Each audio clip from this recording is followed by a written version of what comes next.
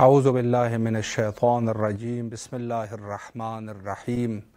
سلام اللہ علی بقیت اللہ الاعظم۔ امام حسین علیہ السلام 4 انٹرنیشنل ٹی وی کربلا مقدسہ سے اس وقت پروگرام معرفت سے منتظر اجل اللہ تعالی فرجہ الشریف میں آپ کے حاضر خدمت ہے۔ آج کا دن 22 رمضان عظیم کی رات ہے اور ہندوستان میں اس وقت آج 21 یعنی شب شہادت حضرت امیر المومنین علی بن ابی طالب علیہ السلام ہے، لہٰذا ہر اعتبار سے یہ ایام حزن ہے، لہٰذا تمام مومنین کی خدمت میں اور بالخصوص ہمارے وارث حقیقی حضرت امام زمانہ اجل اللہ تعالی فرجہ الشریف کی خدمت میں عرض تسلیت و تعزیت پیش کرتے ہیں۔ چونکہ ایام شہادت حضرت امیر المومنین علیہ السلام ہے تو کوشش کریں گے کہ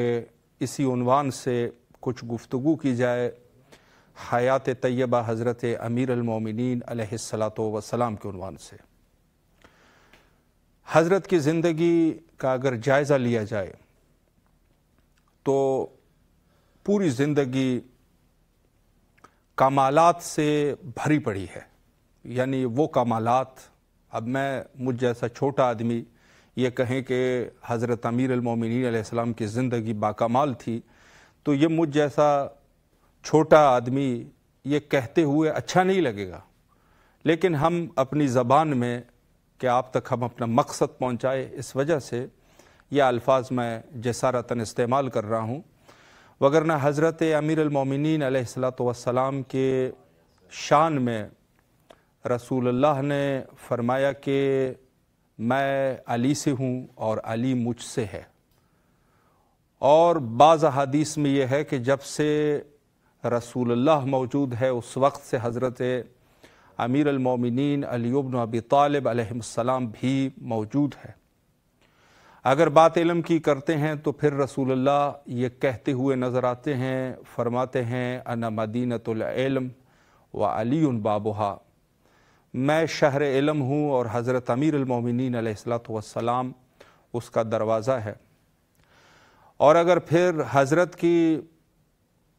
باکمال اور ان کے کمالات کی طرف اور ان کے فضائل کو لوگوں کے لیے اگر مطرح فرمانا چاہیں تو فرماتے ہیں کہ اگر یہ سارے کے سارے جتنی بھی درخت ہے اگر یہ سب کے سب قلم بن جائے اور جتنی بھی دریا ہے وہ سب کے سب دریا سیاہیہ بن جائے اور انسان جو ہے وہ لکھنے والے بن جائے اور جنات جو ہے وہ حساب کرنے والے بن جائے، فَأَحِسُّ یا ابا الحسن، آئے ابا الحسن امیر المومنین علی بن ابی طالب علیہ السلام، آپ کے فضائل کا کوئی احاطہ نہیں کر سکتا، اس قدر آپ کے فضائل ہے کہ اگر سارے کے سارے انسان جو ہے وہ لکھنے والے بن جائے، یہ سارے کے سارے درخت جتنی لکڑیاں ہیں پوری دنیا میں، یہ جو بھی نباتات ہے وہ سب کے سب قلم بن جائے، دریا جو ہے سیاہیہ بن جائے، یہ ختم ہو جائیں گے، لیکن آپ کے فضائل جو ہے اس کا احاطہ نہیں کیا جا سکتا۔ اور حتیٰ غدیر خم کے میدان پہ فرمایا کہ جس کا میں مولا اس کا علی مولا، یہ سارے کے سارے وہ فضائل ہے کہ جس کا یعنی کس قدر احادیث موجود ہے طرفین کی کتابوں میں، انسان جو ہے اس کو بولنے سے اور پڑھنے سے یقیناً انسان جو ہے وہ قاصر ہے، اس قدر احادیث کا ایک سلسلہ موجود ہے۔ یعنی خود حضرت جب خود اپنی نیابت میں یعنی خود اپنے خلیفہ کو معین کرنے کے لیے فرماتے ہیں کہ حضرت امیر المومنین علیہ السلام کی میرے ساتھ وہی نسبت ہے جو ہارون کی موسیٰ کے ساتھ تھی، بس فرق یہ ہے کہ میرے بعد جو ہے وہ کوئی نبی نہیں ہے۔ اور بعض لوگوں نے یہاں پر کچھ چیزیں اپنی طرف سے بنانے کی کوشش کی اور بعض لوگوں کے لیے کہا کہ اگر نبی ہوتے تو فلانا ہوتے، حالانکہ یہ حدیث بھی ان کی خود اپنے سند کے اعتبار سے جو ان کے اپنے سلسلہ رجال ہے اس اعتبار سے بھی ضعیف حدیث ہے، بلکہ صحیح حدیث یہ ہے کہ لو کان نبیو بعدی، میرے بعد اگر کوئی نبی ہوتا کان علی، وہ جو ہے امیر المومنین علی ابن ابی طالب علیہ الصلوۃ والسلام ہوتے۔ یعنی فضائل جو ہے وہ اس قدر ہے حضرت کے رسول اللہ کی زبانی کے جمع ہو چکے ہیں، اور یہ سب روایات آپ لوگوں نے یقیناً بچپن سے سنے ہوں گے، لیکن ہم تو یہاں پہ ظاہر ہے کہ بے باب تذکر جو ہے ان کو بیان کر رہے ہیں۔ تو حضرت کی زندگی جو میں نے عرض کیا کہ اگر ہمیں کہوں کہ باکمال زندگی ہے، تو یہ مجھ جیسا چھوٹے آدمی کے منہ سے یہ بات اچھی نہیں لگے گی، چونکہ کہاں حضرت اور کہاں عام بشر، اور پھر عام بشر میں بھی جو عام ہے، اور پھر اس میں جو ہے ہم لوگوں کی کیا معرفت ہے امام کے بارے میں، حضرت امیر المومنین علیہ الصلوۃ والسلام کے بارے میں۔ لیکن یہ ہے کہ حضرت کی زندگی ویسی زندگی تھی جو جیسے رسول اللہ کی زندگی تھی۔ جانشین ایسے نہیں بنتے، جانشین کے لیے ویسے ہی ہونا چاہیے جیسے خود وہ شخصیت ہے، جانشین بھی اسی کمالات، انہی فضائل اور انہی علم کے برابر ہونا چاہیے۔ جو ان کے علوم ہوں گے، جو ان کے فضائل ہوں گے، جو ان کے مناقب ہوں گے، وہ ان کے اس جانشین میں بھی ہونے چاہیے۔ ایسا نہ ہو کہ وہ کہیں کہ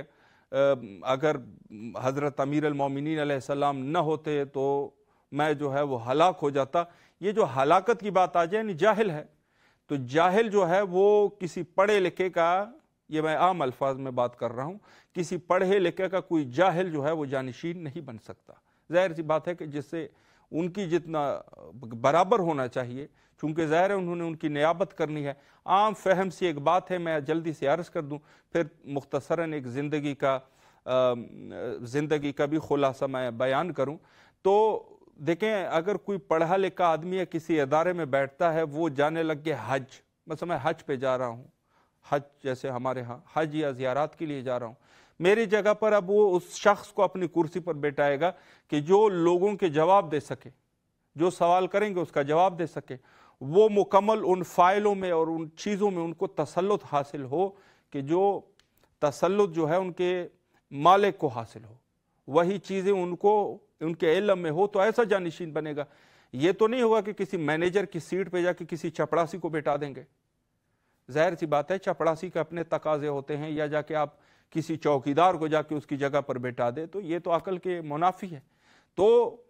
پڑھے لکھے اور اس مینیجر کی جگہ پر وہی شخص جو ہے وہ بیٹھنا ضروری ہے کہ جن کو ان کے پورے کام کا پتہ ہو، جتنی جانکاری اس کی ہو اتنی جانکاری رکھنے والا ہو، صحیح حقیقی اس کا جانشین وہی بنے گا۔ تو عرض یہ ہے کہ بہت ہی ضروری ہے یہ چیز کہ حضرت کی جو جانشین جو ہے وہ حضرت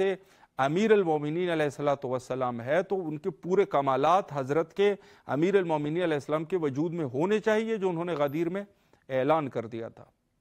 حضرت کی زندگی کا اگر جائزہ لیا جائے تو سب سے پہلے جو رسول اللہ نے یہ فرمایا کہ میں خدا کی طرف سے نبی ہوں، کون مجھے قبول کرے گا، تو سب سے پہلی جو شخصیت تھی حضرت امیر المومنین علیہ الصلوۃ والسلام، فرمایا لبیک یا رسول اللہ، میں سب سے پہلے آپ کو قبول کرتا ہوں۔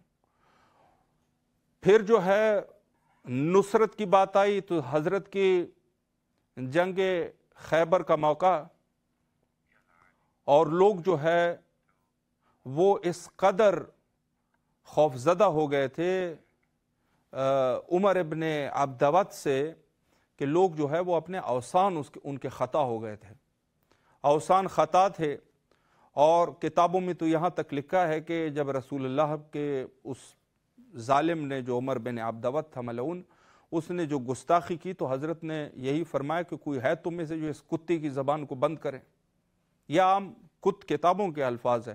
تو تاریخ میں لکھتے ہیں کہ صحابیوں کے سر ایسے جھکے ہوئے تھے جیسے پرندہ جو ہے پرندے ان کے سروں پہ بیٹھے ہو،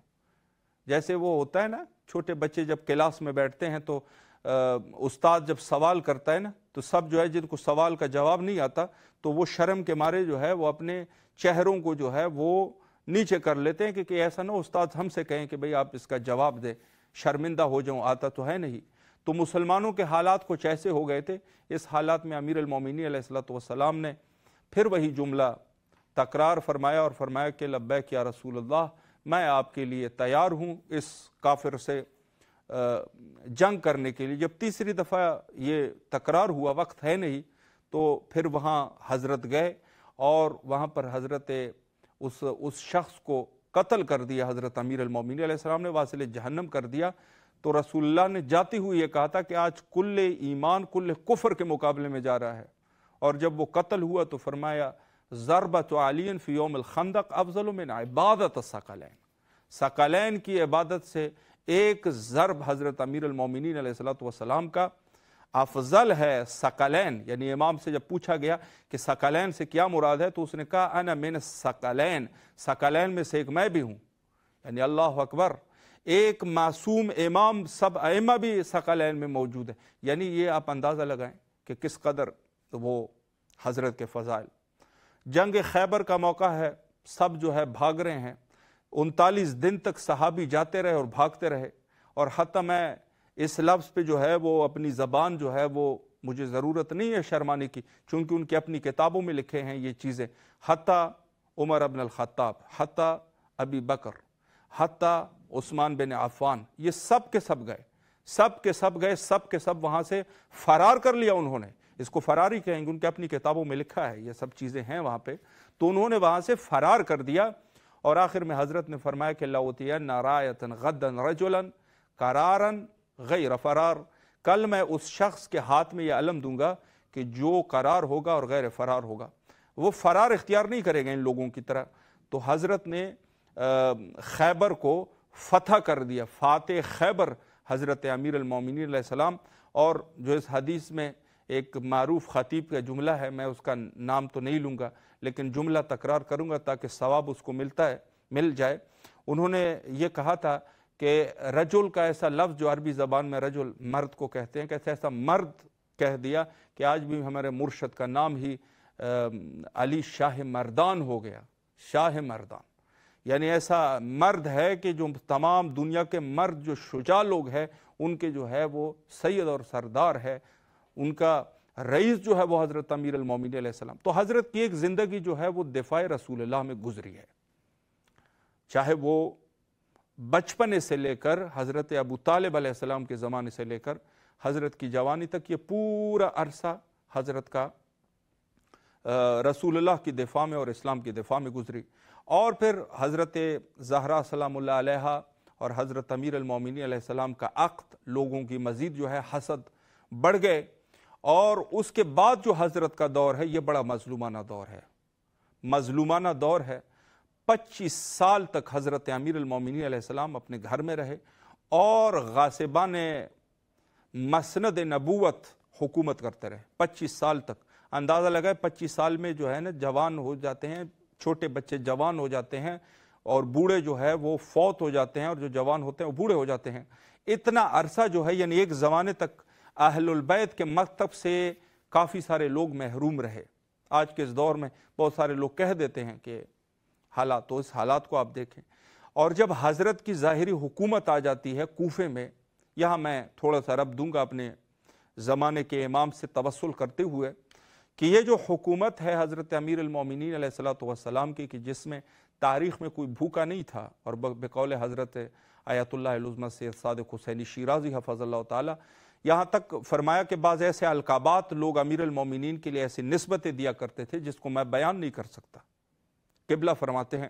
انہوں نے کہا میں بیان نہیں کر سکتا، لیکن جب حکومت کی بات آتی ہے تو وہ لوگ جو چھوٹی چھوٹی چیزوں میں شکایت کرنے کے لیے بیٹھے رہتے تھے، بات جب حکومت کی آئی وہ بھی کوئی اشکال وارد نہیں کر سکتے تھے،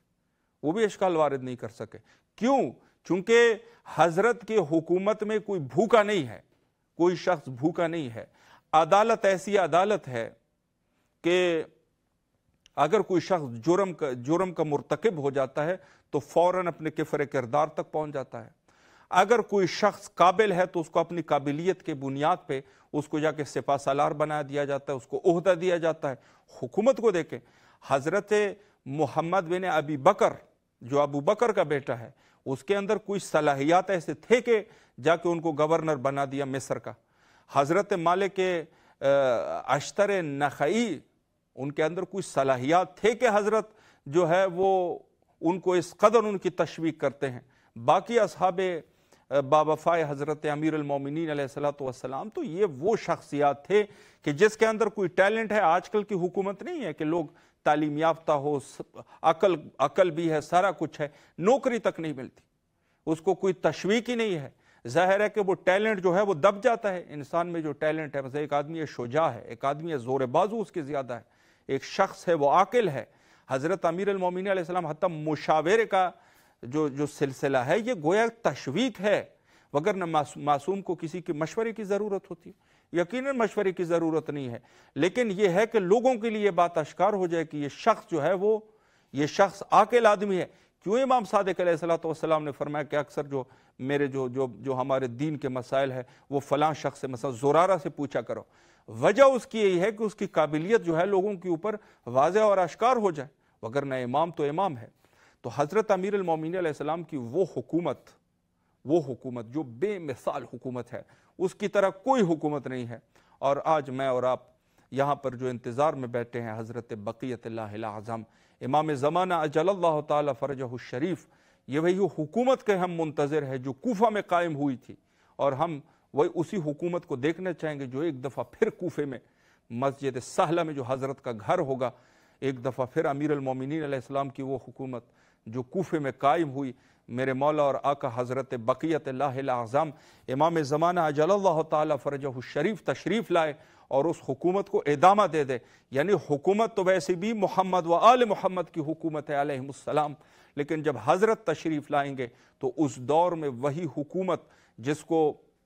دولت کریمہ سے تشبیہ دی گئی ہے، اور دولت کریمہ یعنی وہ حکومت کریمہ جو لوگوں کے اوپر رحم کرنے والے ہیں، اس میں جو ہے وہ حکومت ایک دفعہ پھر قائم ہو جائے، اور وہاں پر ولی اور وارث تمام میں اور آپ جتنے بھی ہے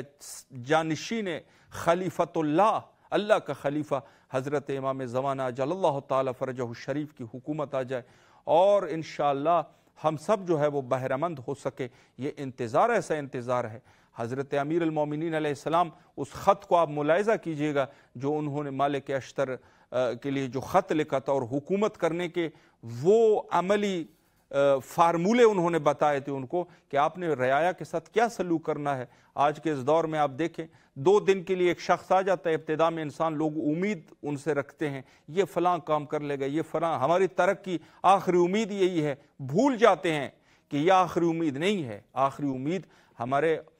مولا اور آقا حضرت امام زمانہ اجل اللہ تعالی فرجہ الشریف ہے۔ البتہ میں اس عنوان سے بھی یہ بھی نہیں کہنا چاہتا کہ مکمل طور پہ انسان نا امید ہو جائے، نہیں، اللہ کے اچھے بندے ہیں، ہو سکتا ہے کہ وہ کچھ چیزوں کو جو ہے وہ صحیح کر سکے، اللہ کے نیک بندے، اللہ کے پیارے بندے، یہ تو ہے، وہ ہو سکتا ہے کہ بعض جگہوں پر وہ آ جائیں اور ان کی زندگی لوگوں کے لیے رحمت بن جائے، بعض مسائل کو وہ صحیح کرے، بطور کلی شاید وہ نہ کر سکے، لیکن بہت سارے ایسے مسائل ہیں جیسے غریبوں کا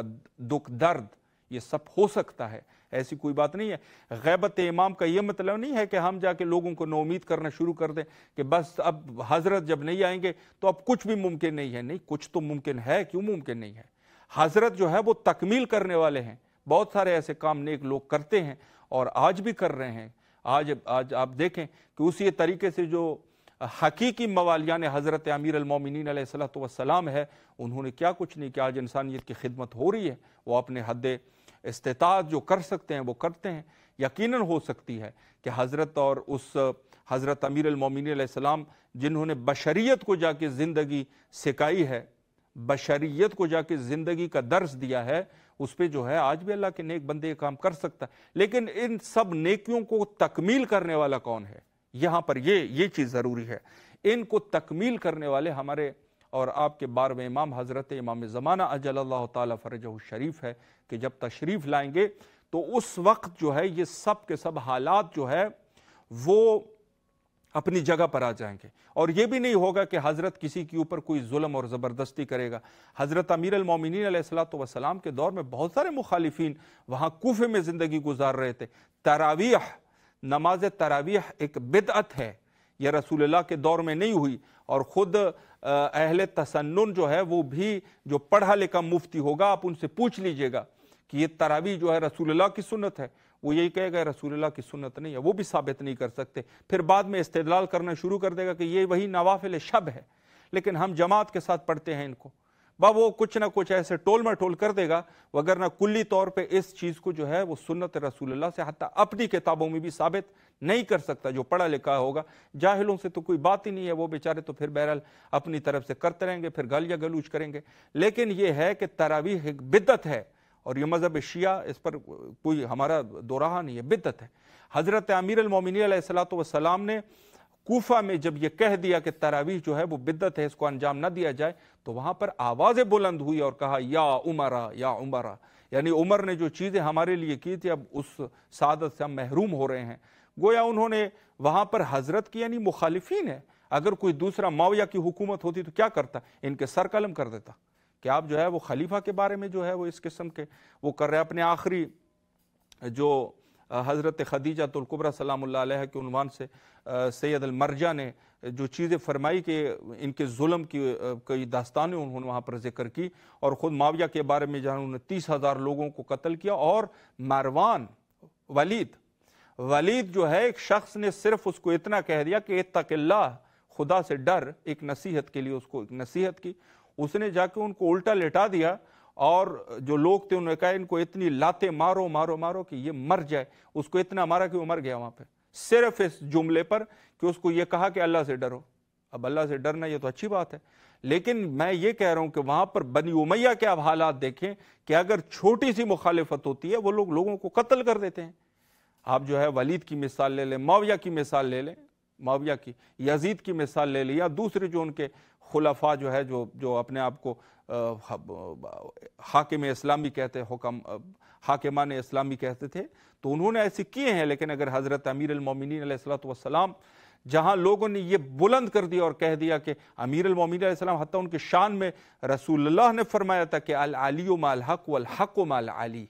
علی حق کے ساتھ ہے اور حق علی کے ساتھ ہے، لیکن اس کے باوجود بھی حضرت امیر المومنین علیہ السلام نے کسی کے اوپر زبردستی نہیں کی۔ کہہ سکتے تھے کہ بھئی وہ تو اس کا دور گزر گیا ہے، اب میرا دور ہے، میں اور آپ یہی کہیں گے نا کہ ہاں بھئی میں سب سے زیادہ دین کو جانتا ہوں، رسول اللہ نے میرے بارے میں یہ فرمایا، کسی کے اوپر کوئی زور زبردستی نہیں کی۔ کوفہ میں مخالفین رہے، اور ان کی ایک شاخ جو ہے آپ نے دیکھا کہ ان کی ایک شاخ جو ہے وہ جنگ نہروان جو خوارج ہے، یعنی ابن ملجم لعنت اللہ علیہ بھی خود اسی خوارج میں سے ہے، اور یہ لوگ جو ہے خوارج رہے، خوارج کو بھی کچھ نہیں کہتے تھے، پھر ان کو چھوڑ دیا تھا اپنے حال پہ۔ جب انہوں نے معاویہ نے جا کے قرآن اٹھا لیے نیزوں پر تو خوارج کو چھوڑ دیا تھا میرے مولا نے، لیکن خوارج دہشت گرد تھے، انہوں نے لوگوں کو تنگ کرنا شروع کر دیا۔ اب جب شروع کر دیا، کبھی لوگوں کے مال غصب کر رہے ہیں، کبھی دوسرے کام کر رہے ہیں، تو حضرت نے وہاں پر ان لوگوں سے جنگ کی، جنگ نہروان کی شکل میں، اور اس میں سے اکثر خارجی جو تھے وہ واصل جہنم ہو گئے، وہ بھی لوگوں کے فلاح و بہبود کے لیے، وگرنہ حضرت نے اپنے ذاتی اعتبار سے کسی کو کچھ نہیں کہا۔ ہمارے باقی ائمہ اطہار علیہ السلام کی بھی یہ سنت رہی کہ کسی کو بات پہ جو ہے وہ قتل تھوڑی نہ کرتے تھے، معاف کر دیتے تھے کہ جاؤ آپ معاف ہو، لیکن وہ ایک انداز ہے۔ اور پھر آپ دشمنان اہل بیت کو بھی دیکھ لیں کہ جن کے جو حتیٰ چھوٹی سی چھوٹی چیز کو تحمل نہیں کرتے تھے، لوگوں کو قتل کرتے تھے، لوگوں کے اوپر زبردستی کرتے تھے، لوگوں کے جان عزت ناموس خطرے میں پڑ جاتے تھے، حتیٰ ان کی چھوٹی سی اگر مخالفت ہو جائے تو حضرت امیر المومنین علیہ السلام کے بارے میں جو کہتے ہیں کہ بھئی حضرت جو قرآن انہوں نے لکھا تھا وہ کیوں نہیں لے کے آئے، مسلمانوں کے حالات ہے اس قسم کے، جہاں تراویح جو بدعت ہے جو رسول اللہ نے نہیں کہ وہ لوگ سارے زندہ ہے، اس پر لوگ نہیں مان رہے، تو ظاہر ہے ان چیزوں کو، ہر چیز کو تھوڑی نہ وہاں پر ترویج دی جا سکتی ہے۔ اور پھر ہمارا تو عقیدہ یہی ہے کہ قرآن یہی قرآن ہے، صرف اس میں حاشیہ تھا، حدیث کا سلسلہ تھا، جو حدیث پر انہوں نے وہاں پر جو ہے انہوں نے منع کیا ہوا تھا، اور منع حدیث جو حدیث کا انہوں نے باب بند کر دیا تھا، یعنی صد الباب حدیث جس کو کہتے ہیں، دروازے کو بند کر دیا تھا انہوں نے حدیث کا۔ تو اس کتاب میں جو ہے جو صحیفہ علاویہ تھا، اس صحیفہ علاویہ میں احادیث کا سلسلہ موجود تھا۔ اب جو ہے یہ حضرت امیر المومنین علیہ السلام کی حکومت اور کسی کے اوپر کوئی ظلم نہیں، زبردستی نہیں۔ حضرت امام زمانہ اجل اللہ تعالی فرجہ الشریف بھی جب